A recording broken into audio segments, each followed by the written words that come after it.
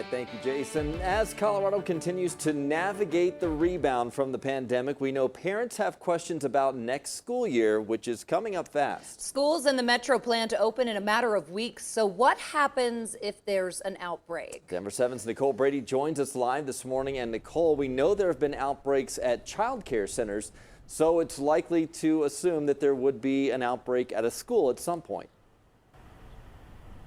At some point, definitely, yes. Daycares here in Colorado have at times closed for at least a few days when there's been an outbreak or a possible exposure even. And the question is, what's going to happen when there are many more cases? And a really startling number came out of Texas yesterday. In that state, health officials announced there have been more than 1,300 cases now of COVID-19 in child care centers.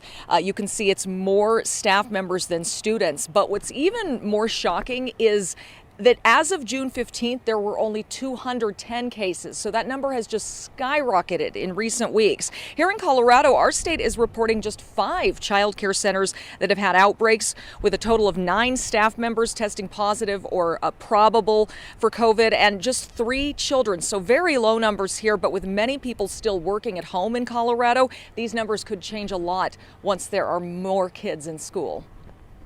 But it has to be hyper local decision making, because this looks different in every community, and responsiveness is what's going to save lives this year.